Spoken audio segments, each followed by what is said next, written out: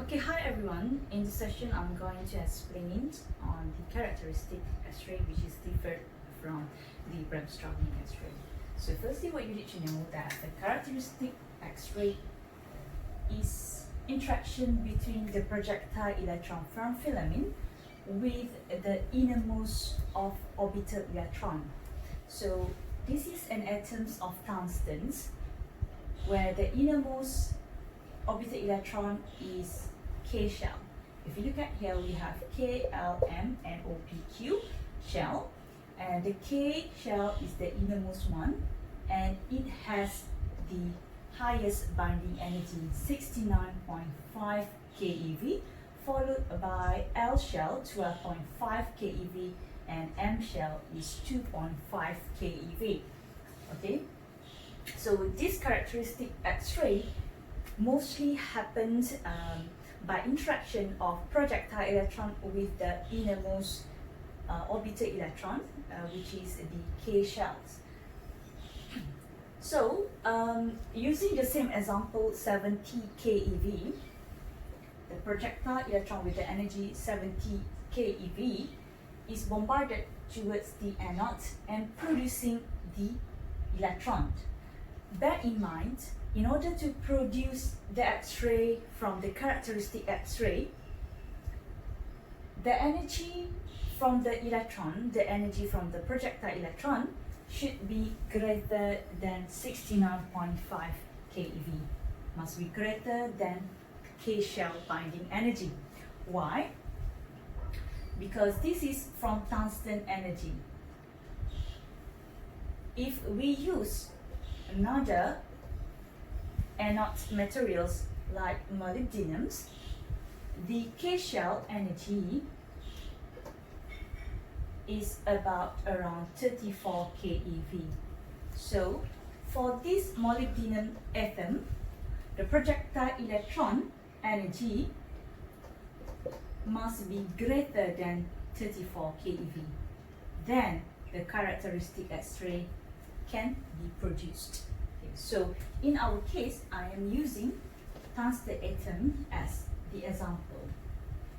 Okay, so the requirement for characteristic X-ray to be produced, firstly, it should be produced from the innermost K shell. Secondly, the energy from the filament electrons must be greater than 69.5 keV.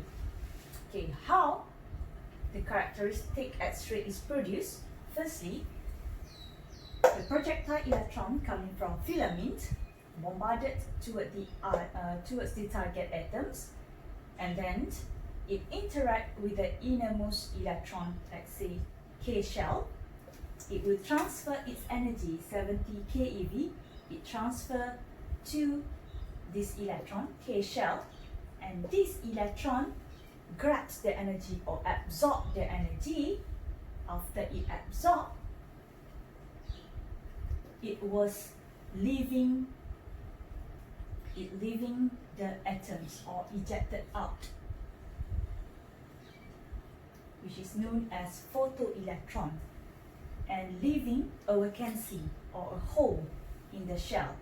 So this process is known as ionization, where now the atom become unstable because we have a hole inside and causing the atom to be positive charge. Okay, this is a process known as ionization. Because the instability of the atoms, the electron from the outer shell, either L or M shell, will fill up this vacancy.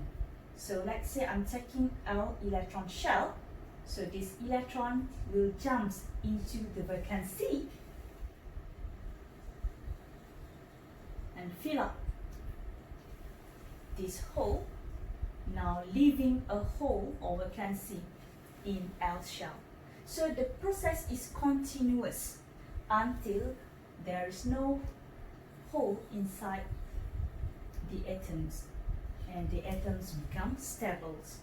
This process is known as characteristic cascade. Okay, the way the atom neutralizes itself until there is no vacancy inside the atoms.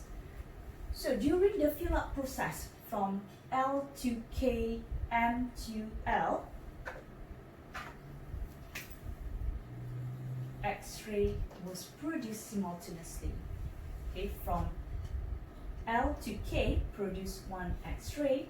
From M to L, produce another X-ray, which is known as characteristic X-ray. Okay, it's quite easy to understand. So this X-ray is from energy loss when they are filling the hole inside the shell that having a hole.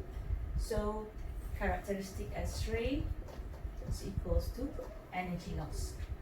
Therefore, the law of energy is conserved.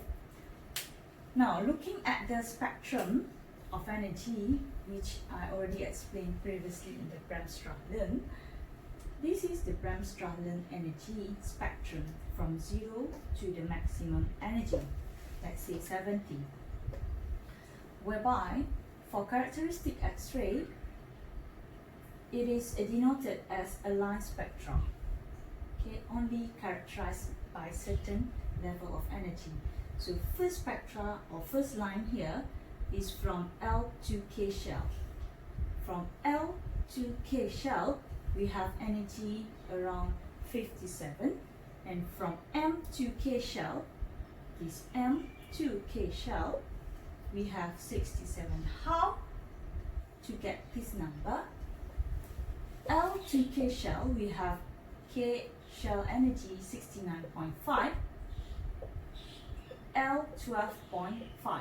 So 69.5 minus 12.5, we get 57 keV.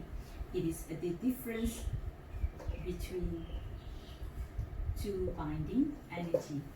And then M to K, K is 69.5 and M is 2.5. Then we have 67.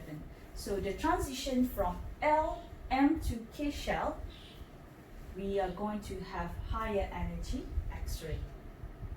Okay.